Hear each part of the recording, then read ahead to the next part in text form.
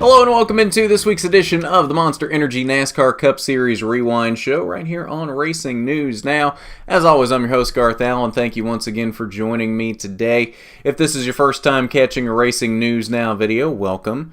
This is a channel where we discuss lots of motorsports, namely NASCAR, ARCA, IndyCar, and Formula One. We do plan to broaden that scope eventually, but for now that's what we cover. So on today's Cup Series Rewind, we're looking back at today's 30th annual Toyota Save Mart 350 from the Sonoma Raceway, Sonoma, California. 110 laps around the 1.99 mile road course out there in Napa Wine Valley.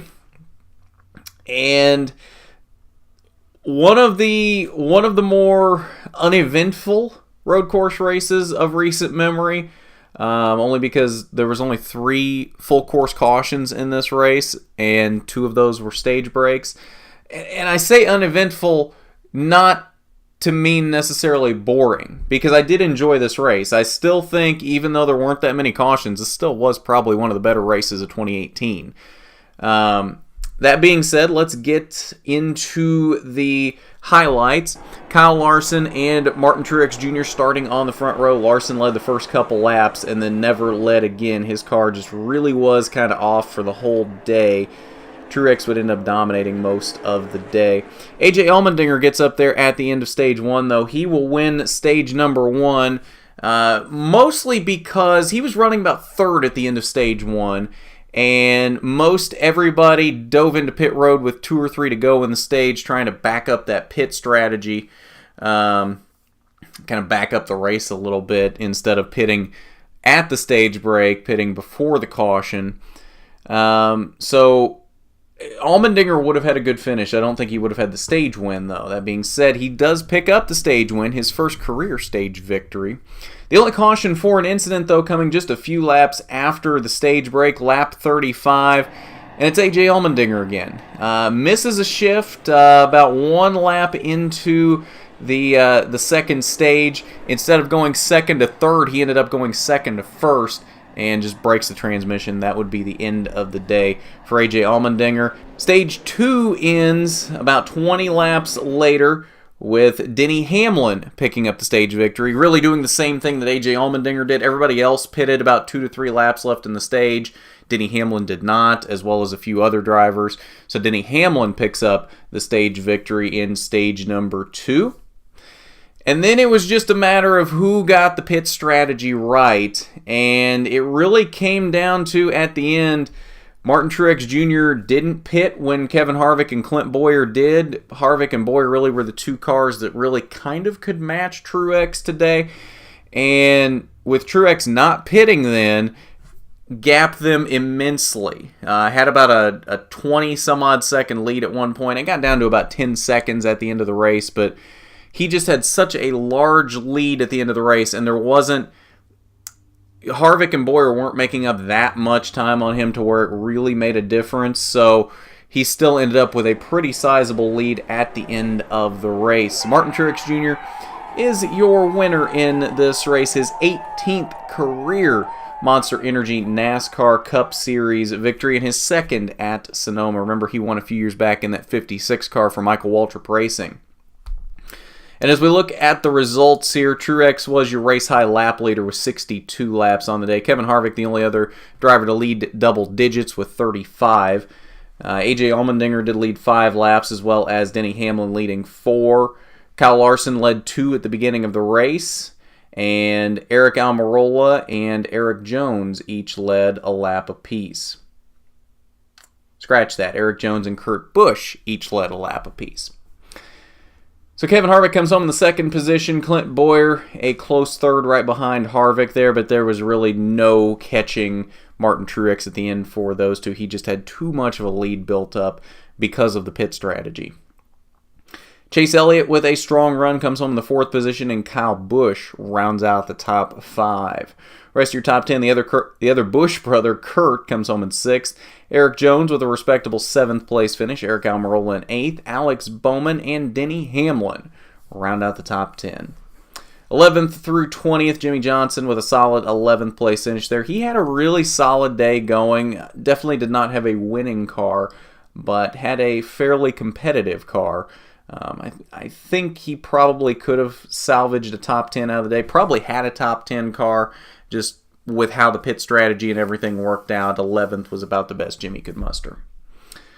Brad Keselowski there in 13th. Kyle Larson, as we said, he won the pole, but it's the same thing for Larson, and he even commented on this in the middle of the race. It seems to be the same thing for Larson every year at Sonoma. They're really fast in qualifying, and then he just can't seem to back it up in the race. He's got really good short run speed at Sonoma, but just can't do anything over a long run, and that generally tends to be what these road course races, especially Sonoma, can be, because you get your local yellows at Sonoma and Watkins Glen rather than full course cautions, which happen much more rarely. I mean, as evidenced by this race, we had the 2 stage break cautions and the caution for AJ Allmendinger stalling on the track. That was it. Daniel Suarez comes home in the 15th position. Daytona 500 winner Austin Dillon in 16th. And Joey Logano just kind of had an off day today. He was fast early, just couldn't do much in the end of the race. 19th was all that Joey Logano could do. 21st through 30th. Respectable run there for Parker Kligerman in 23rd and that Gaunt Brothers number 96. William Byron ran the K&N West race yesterday to try and get some experience there at Sonoma. Just not... couldn't do much on the day. You never really saw hardly anything out of William Byron. 25th on the day for him. Paul Menard, another one that has had a good season, just not known for his road course racing. 26th for Paul Menard. And I want to mention Trevor Bayne here in 27th. Ran a little bit better than this most of the day. They're usually, though, around the mid-20s. But, and again, I brought this up at Kansas in Matt Kenseth's first race. I'm going to bring this up again now in Trevor Bayne's first race back in that 6 car. Matt Kenseth really wasn't doing much better than this in that 6 car. I mean, granted, he was doing probably 2 or 3 positions better than this, but I don't really consider that really any better for the most part. You're still mid-20s. I want the hate for Trevor Bayne to stop. It's not Trevor Bayne. It's these cars. It's especially the 6 car. It seems like, for the most part, Ricky Stenhouse generally runs better than that 6 car. Even Ricky Stenhouse was outrunning Matt Kenseth when he was in the 6 car. So I don't know what it is. I don't know if they're giving better equipment to the 17 than they are the 6. But overall, Roush Fenway is not where it needs to be. And don't blame that on Trevor Bayne, because it's not Trevor Bayne's fault. Trevor Bayne can drive. He's just not in the equipment to showcase that. So please stop hating on Trevor Bayne, because it's not Trevor Bayne's fault. Now, if they can get these cars back to where they need to be, and say you put Matt Kenseth in this car and he's running top 5 and Trevor Bayne's still running outside the top 20, then I think there's a reason to hate on Trevor Bayne. Maybe. But where they're at right now, no. Please, just stop. It makes no sense to hate on Trevor Bayne when he can't. He's running about the same as Matt Kenseth in the same equipment. Bubba Wallace there in the 29th position as well. Just not a great day for Bubba Wallace. First time he's ever been to Sonoma, so I don't know that you can expect much more out of Bubba Wallace. 31st through 38th, Ryan Blaney, 34th, 6 laps down for him. And 37th, 38th, we mentioned Jamie McMurray and AJ Allmendinger both breaking their transmission. They're about a lap into the second stage. 37th and 38th would be where they would fall on the day. All right, so that's your results from the Toyota Save Mart 350. Now let's slide over to the Sonoma Media Center, and we'll see what Clint Boyer, Kevin Harvick, and Martin Truex Jr. had to say after this one. You just don't know what's going on. I mean, you kind of do, but you kind of don't. You pick up, little bits and pieces of what the crew chief and the spotters are telling you, but I saw him stay out when we pitted, and I was like, well, what's that mean, Where are we going to come out? And I kept looking, where's the 78? And then, he just had such an advantage on tires there at the end, same advantage we did of the time prior than when he had tires. So, all in all, there was 3 cars that were class of the field, and proud that we were one of them, but kind of frustrated that we weren't over there in victory lane. No, I think everybody did a good job. Martin just had a little bit faster car than we did today. And, at the beginning of the race, we could outrun him just a little bit. And as the second stage got over, we just started struggling with the brakes on our car. And when the brakes started not working as good getting in the corner, I started carrying more speed through the center of the corner, and then it started to burn the rear tires off on the exit. So just kind of a few things compounded there to add up to a few things that didn't work out to win the race today. Oh, last 10 laps of the race were easy. A little stressful. I just hoping for no cautions, because we had a big lead. And it's funny when you have you get in those situations. This place is so tricky and so technical, but when you start to take care of your equipment and have time to think, it almost gets harder, So it's like, all right, just put laps together. Let's not make a mistake. If you let your guard down too much here, you can overshoot a corner real easy. So I tried to just back down my pace slightly, enough to make sure I wasn't going to hurt any parts of my car.